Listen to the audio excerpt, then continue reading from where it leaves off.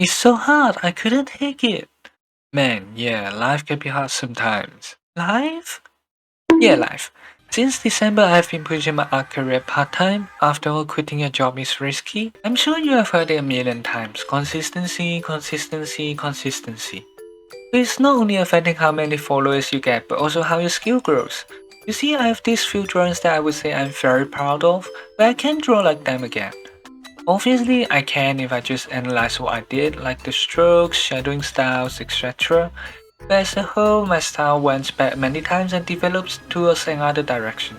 There's this saying I heard a while ago: if you only work during the weekends, then you've spent all your weekdays letting your progress fall behind. The morning always determines how your day goes. Make sure you wake up good, hydrate yourself, and eat a nice breakfast. You struggle to wake up, but your morning coffee or tea will make it way better. Then do something related. For me, it's to write some scripts and look for reels. Coming back from work, make sure to take a break, aka your dinner, then start doing your work. I know you're tired AF, but you know what? We'll draw. Actually, scripting first. It's not that easy to force yourself to keep going without seeing much results. That's why I mentioned stupidity. I just do whatever that helps during that period, not really caring what I do specifically. Then the most important part is to just switch off. You don't want to burn out that soon.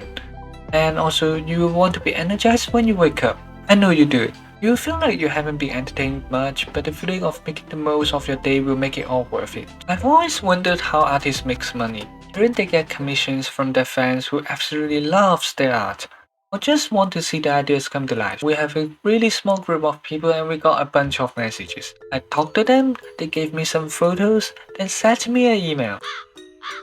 To find someone who's willing to pay and to make sure we can get the money safely without falling into scams, we started a Fiverr account. この番組はご覧のスポンサーの提供でお送りします。 Fiverr is a freelance website which allows you to buy people's gig or to sell yours if you think you have the skills.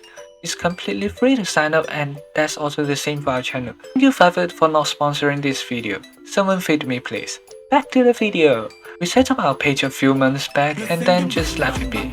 Wait, what's the notification? Oh my god, we got a commission? We got a message asking us can we draw an anime girl. So we immediately accepted the offer and got started straight away. And you might be surprised because it is pen and paper art, but for the longest time we had been doing this on my sketchbook. It's much easier when you see where your pen is going. We managed to deliver the piece a day or two earlier and we got our first paycheck. We are still broke though. If you want to start doing commissions, remember though, these platforms takes a large percentage from your selling price. For Fiverr, they took 20%. To get more direct commissions, we need more people. People who want my art. What's a better place than social media where billions of people scrolls through every day? No one starts with a bunch of likes, even me. Nowadays, there's so many social media platforms you can go on to promote yourself. It's quite overwhelming to choose the most suitable one. Or maybe all. For starters, I would suggest Instagram and Twitter. If you're already using it every day, post some of your art on it. Using the Meta Business Suite, you can schedule your posts for months on end. So you don't need to worry about post consistency at all.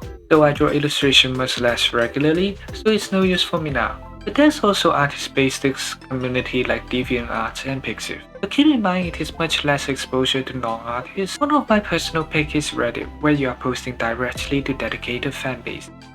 There is much easier for starters.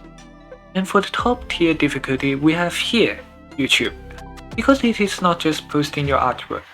You have to learn editing, Photoshop, video editing, Canvas, reading, analytics, CapCut, voice recording, reaction and speaking, to making jokes and hooks, planning for collaboration, impromptu speech, live streaming, subscribing to a channel, etc. etc.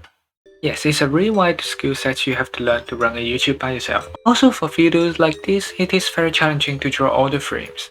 But difficulty aside, make sure you are engaged with the platform. If you don't like that, it's no good to force yourself into it. It'll just damage you more. I know it's a lot of information to digest, but it's no easy feat to make art a career. No one knows how they will succeed when they start out. They all took a leap of faith. In color theory, red don't contrast with black a lot. So I'm here to remind you dark mode users that there's a subscribe button down below.